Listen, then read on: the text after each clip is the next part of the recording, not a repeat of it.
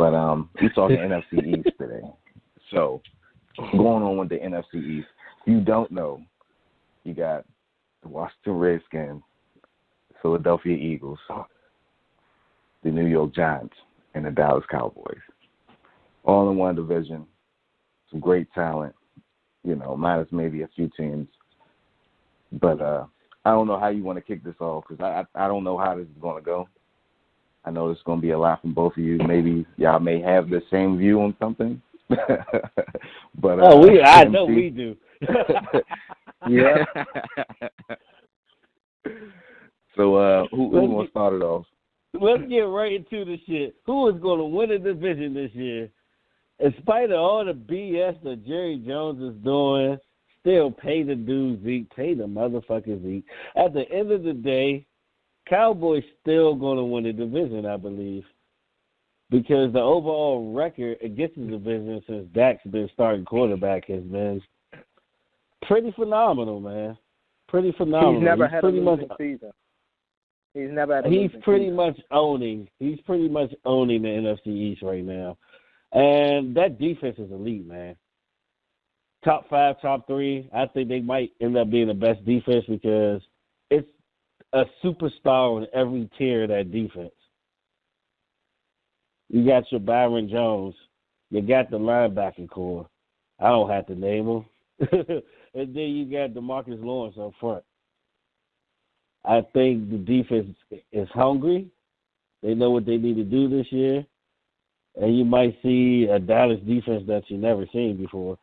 But I got them winning the division, and I got them actually going 11-5 because I got Zeke coming back by at least game 2.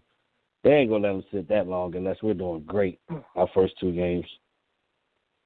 And number 2, it's going to be close because if you look at the depth of this team, it's like crazy.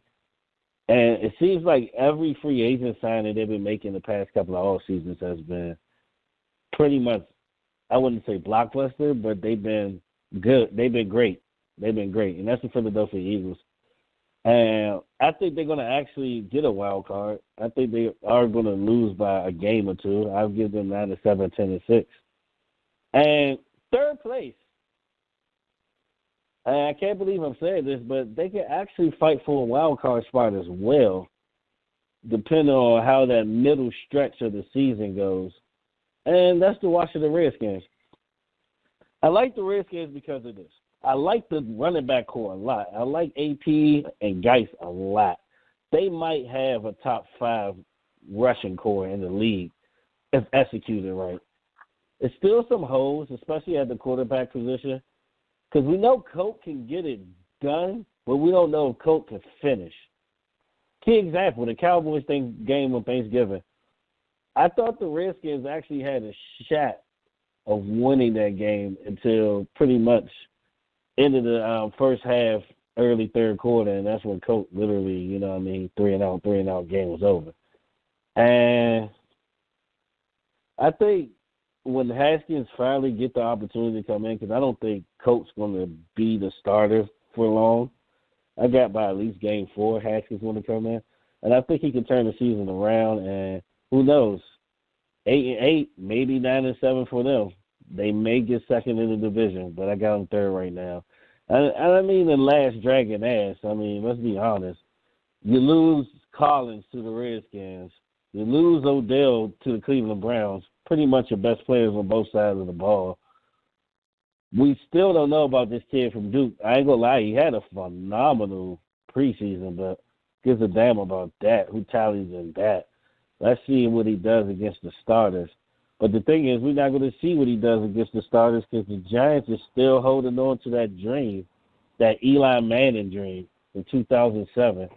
They should have been let that shit go. So that's why they're going to finish last in the division, and they're going 5-11, maybe 4-12, and they'll definitely be a high pick next season. Might as well tank for Tua. But anyway, that's my NFC East so far. All right. So for me, I'm going to start from the bottom to the top.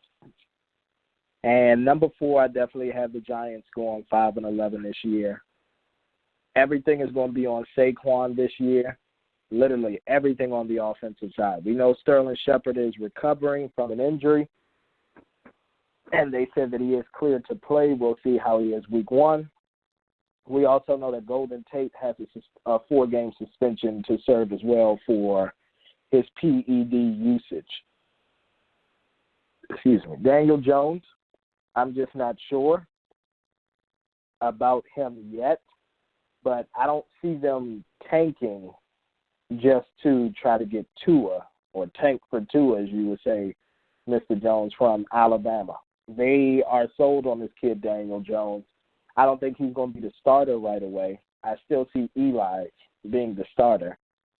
And I can see them winning I can see them winning 5 games this season, so I can see them going 5-11. Now, I fought with this pick at number 3, and the reason why is because there's a man who I think would be ready to step in this year for this team, but it's when they're actually going to put him in and if they have enough pieces to protect him, which is Dwayne Haskins of the Washington Redskins. Skins have a great ground game, as you mentioned before, Mr. Jones. They have a great 2-headed monster with Dice and Peterson. Can Dice stay healthy through the year? That's going to play a huge factor.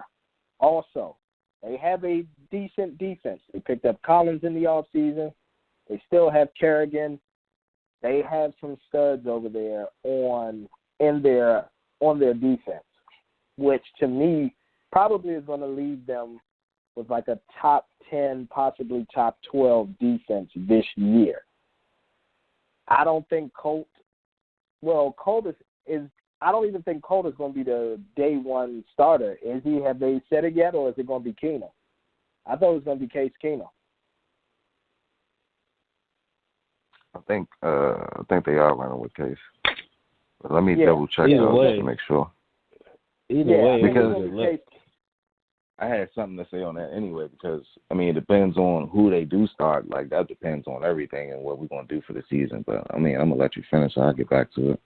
But I'm gonna find out for you. No problem. So Case Keenum, to me, he can win them a couple games. He can win them about 3 games. And I'm not going to give away my picks for next Sunday, but we are going to preview the Thursday night game, but we'll get into that shortly. So I'm just going to go with the Redskins also fighting the Philadelphia Eagles and finishing 8-8 this season.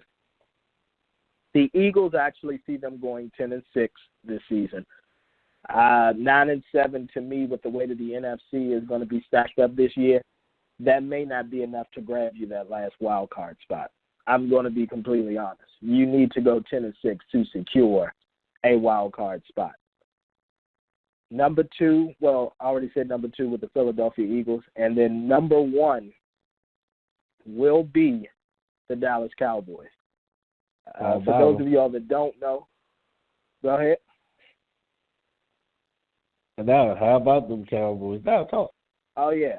No, and one of the things that we're going to talk about, some of the acquisitions and some of the cuts that were made over the weekend to get everything down to a 53-man roster.